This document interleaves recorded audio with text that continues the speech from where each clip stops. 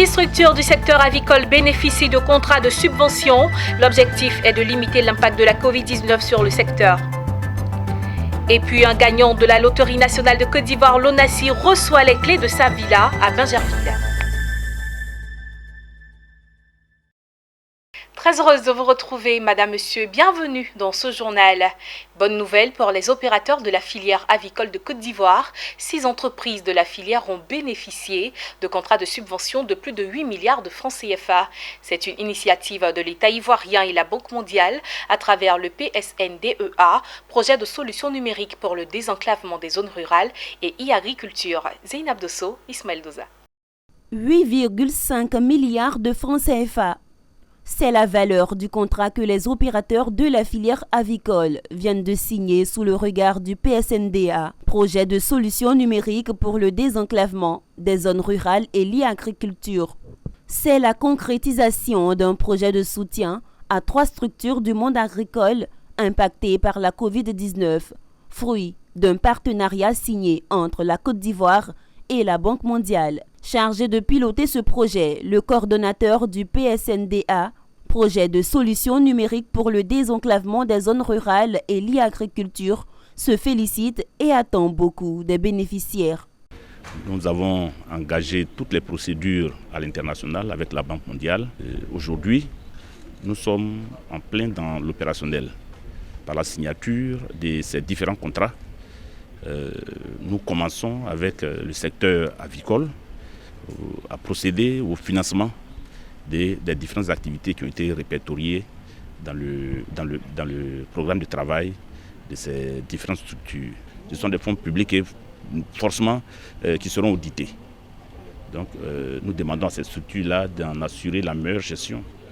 Selon le président de l'interprofession avicole ivoirienne, IPRAVI, la filière avicole a connu une baisse des activités à près de 80% avec la pandémie à coronavirus. Cette subvention permettra aux bénéficiaires d'accroître la productivité de leurs activités. Nous sommes une filière spéciale où la production ne peut pas s'arrêter. Et donc je voudrais vraiment remercier déjà monsieur le coordonnateur, remercier le ministre de l'économie numérique et le gouvernement qui a accepté donc d'affecter les fonds du projet. Ça va leur permettre d'avoir des sujets gratuitement et mettre sur le marché ces sujets et permettre à la population de se nourrir. Le secteur était en crise depuis le début de la pandémie. Donc c'est vraiment la concrétisation de toutes nos demandes. Le PSNDA, projet de solution numérique pour le désenclavement des zones rurales et l'e-agriculture, est né de l'initiative des ministères en charge de l'économie numérique et de l'agriculture, soutenue par la Banque mondiale. Son objectif est de répondre aux défis liés à l'agriculture et accroître l'accès aux services numériques en améliorant la productivité agricole et l'accès au marché. Une page éducation dans ce journal, 22 fonctionnaires de l'inspection de l'enseignement primaire de Trècheville ont été célébrés. Une journée leur a été consacrée à l'école régionale de Trècheville afin de louer leur contribution à l'encadrement des plus jeunes. Cette rencontre initiée par Topa Justine, inspecteur de l'enseignement préscolaire et primaire de Trècheville, a vu la présence des autorités municipales et du secteur de la formation pédagogique. On en sait plus avec Walter Kofi et Doumbia Yuba. Au soir de notre carrière, il est important que nous vous remettions ces documents en signe de souvenir.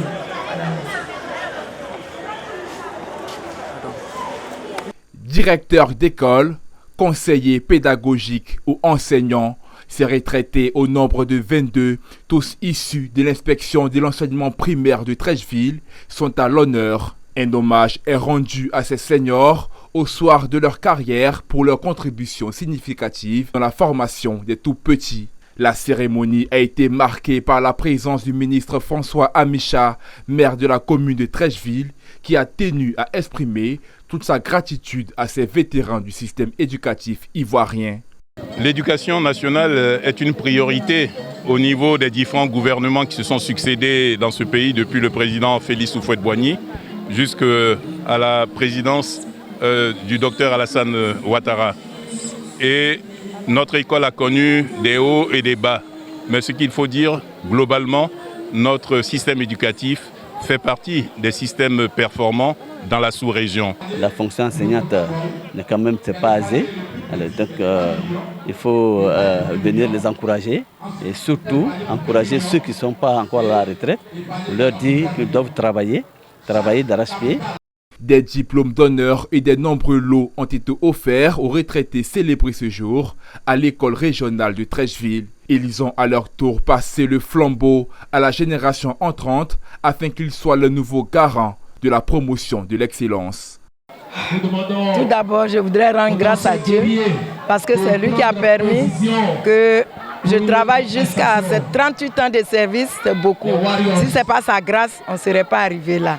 Mais il faut dire que je pars avec un sentiment de satisfaction et en même temps d'émotion. Parce que nous formons une famille. Et quand quelqu'un a travaillé 38 ans pendant quelque part, c'est difficile de se retirer. La petite génération, nous leur demandons d'aimer le métier enseignant. Car aujourd'hui, personne ne réalise sa vocation. Mais ce que Dieu te donne, ton destin que Dieu t'a prédestiné là, il faut prendre le destin sérieusement. Cette cérémonie est une initiative de Tokpa Justine, inspecteur de l'enseignement préscolaire et primaire de la circonscription de Treichville, pour qui ces journées représentent une reconnaissance à l'endroit de ses dévanciers. La cérémonie qui nous rassemble aujourd'hui, c'est en quelque sorte une institution. Une institution à l'inspection de l'enseignement primaire de Treichville qui veut que chaque fin d'année scolaire, nous célébrons ce que nous appelons dans notre jargon les anciens, c'est-à-dire ceux qui ont servi soit 30 ans pour certains, 35 ans pour d'autres, qui ont servi loyalement l'éducation nationale et à travers l'éducation nationale toute la Côte d'Ivoire. Notons que cette cérémonie d'hommage aux fonctionnaires retraités de l'inspection de l'enseignement primaire de Treichville est à sa 3e édition. L'IEP Treichville, en plus de valoriser ses retraités, initie des séminaires à l'endroit de ces derniers, toujours dans le but de leur offrir un arrêt de travail plus paisible.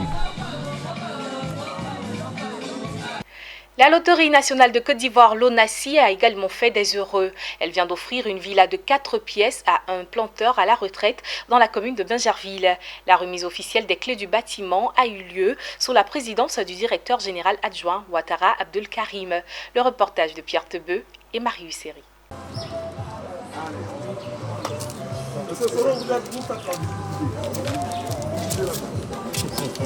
Voilà comment la vie d'un homme peut du jour au lendemain changer. Siaba Henry est l'heureux gagnant de cette villa de 4 pièces offerte ce jour par la LONACI et construite sur un espace de 500 mètres carrés. Il a reçu les clés de son appartement des mains du directeur général adjoint de la LONACI, Ouattara Abdelkarim, avec une prime d'un montant de 1 million de francs CFA. Il nous raconte comment il a pu gagner sa villa. Depuis 2017, 31 décembre 2016 d'abord. 500 francs seulement. 500 francs seulement. J'ai acheté le ticket à ma ville. Bien avant moi, il y a un monsieur qui a gagné une voiture à moi avec la LONACI. Donc, un policier d'ailleurs. Donc vraiment, c'est à cause de ça même qui m'a fait jouer chaque fois la LONACI. Depuis 2017 que j'ai gagné, jusqu'au jour d'aujourd'hui, les gens me disaient qu'ils ont vendu la villa. Mais à ma grande surprise, quand Mme Gota m'a appelé pour dire que le 18 vous aurez votre clé, vraiment, je ne savais plus ce que je vais faire. La LONACI concrétise ainsi une promesse qui fait un heureux gagnant. Cette villa est évaluée par le donateur à plus de 25 millions de francs CFA. Au nom du directeur général de la Loterie nationale, M. Draman Koulibaly, que nous avons procédé à la remise officielle de cette belle villa que vous voyez derrière nous. Nous avons fait tout à l'heure la visite guidée. J'ai bien constaté que l'heureux gagnant est très satisfait. C'était sur ça d'ailleurs que le directeur général mettait un point d'honneur, la satisfaction de notre gagnant, M. Siaba Henry qui est là. Bien évidemment, le directeur général met un point d'honneur aussi sur le respect de nos promesses, parce que c'est cela aussi qui établit notre crédibilité. Aujourd'hui, c'est une promesse que nous avons faite et donc c'est une promesse que nous tenons avec le jeu Bonne Année. Et je pense que la personne qui est la plus heureuse aujourd'hui, c'est M. Siaba. Et le directeur général, donc, dont je parle au nom, me charge de le féliciter et de l'encourager à ce qu'il puisse en faire bon usage. Grâce à ces différents produits de grattage, la Loterie nationale de Côte d'Ivoire a déjà offert un toit à plusieurs familles ivoiriennes. En plus de ces super lots qui font gagner des villas et des voitures, plusieurs autres lots de consolation sont remportés par les parieurs. Le CIMEF international aux côtés des sénateurs de Côte d'Ivoire dans le cadre d'un renforcement de capacité. Les membres de la Commission des affaires économiques et financières sont formés du 17 au 21 mai 2021 sur le budget programme et le contrôle de la performance. Le séminaire se tient à Yamoussoukro, capitale politique de la Côte d'Ivoire. Le reportage de Charles Kouakou est commenté par Daniel Kodjo. Conformément à ses rôles et missions, le Sénat de Côte d'Ivoire assure le contrôle de l'action gouvernementale et l'évaluation des politiques publiques. Pour mener à bien cette mission, il est utile pour les sénateurs de renforcer leurs capacités en matière d'examen des budgets programmes afin d'aboutir à un contrôle axé sur la performance, les processus d'élaboration du budget programme ainsi que les indicateurs de performance pour une meilleure évaluation des politiques publiques.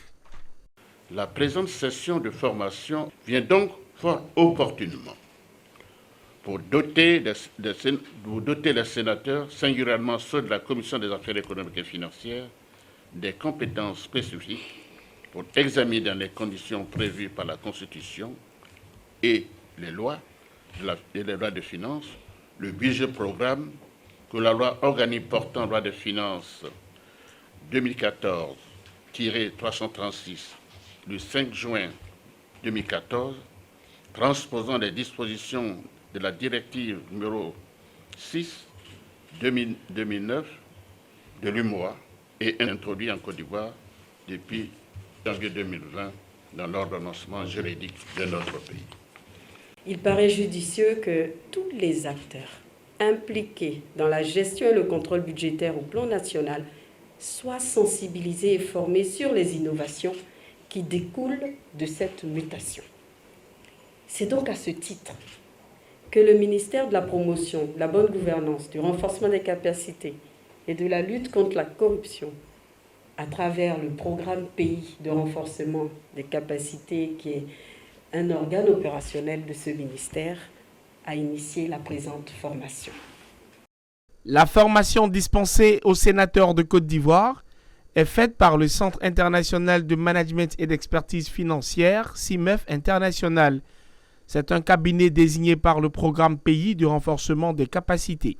Avant, c'était le budget de moyens. Mais comment est-ce qu'on passe du budget de moyens au budget programme, n'est-ce pas? Et donc, on va leur donner tous les rudiments. Mais tout commencera par un test de niveau et nous allons rentrer dans la phase pratique. Le programme est très alléchant et nous allons tirer très grand profit. Vous voyez qu'il y en a un cabinet qui a une longue expérience et je pense que ça va nous permettre, le travail que nous allons effectuer, de procéder à des contrôles efficaces, de voir le sens du budget programme et surtout le plan de renforcement en ce qui concerne la performance. Cette session de formation permettra aux sénateurs en général et aux membres de la Commission des affaires économiques et financières en particulier d'avoir toute l'armature de contrôle. Pour rappel, dans son discours de rentrée parlementaire du Sénat de l'année 2021, le président Jeannot Ahoussou Kouadio avait accordé un point d'honneur à la mission de contrôle d'action gouvernementale et d'évaluation de politique publique. Lors du premier conseil régional du Tchologo, l'inventeur et ingénieur Meïté Lassana a posé un acte de cœur. Il a offert gracieusement au président du conseil régional Téné Birahima Ouattara un kit complet de sa dernière invention. Il s'agit notamment du dispositif de pompage à eau immergé GMHDR manuel, hybride et solaire. Emmanuel Bonzo et Zeynab Dosso.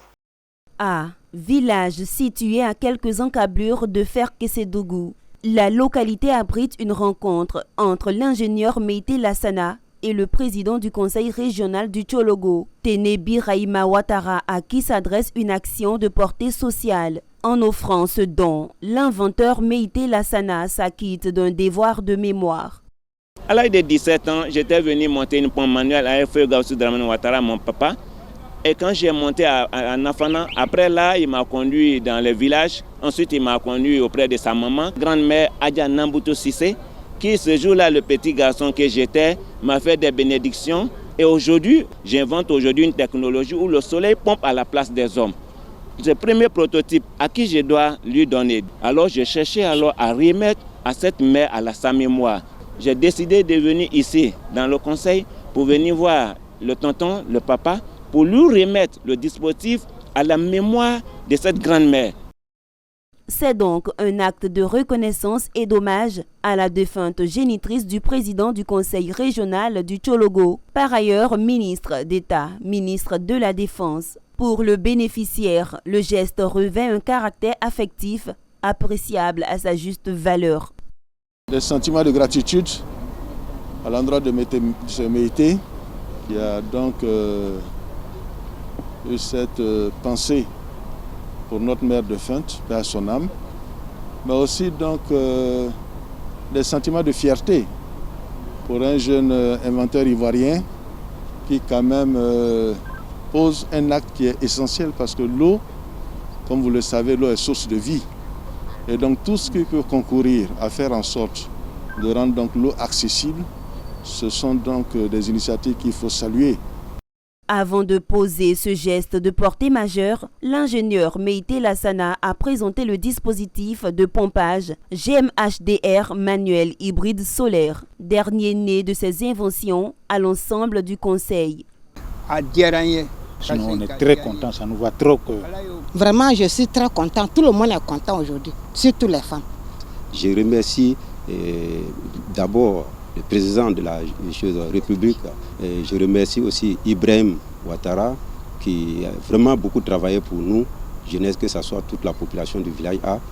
De son côté, le président du conseil régional a à son tour attribué le dispositif aux populations du village. Pour combler le bénéficiaire et les populations, les travaux d'installation de la pompe à motricité humaine alimentée par énergie solaire, aussitôt démarrés sous la direction et la supervision du donateur à proximité du centre de santé, de la cantine scolaire et de l'école primaire du village A. C'est tout pour ce journal. Merci de nous avoir suivis. Excellente suite de programme sur Business 24, la télé utile.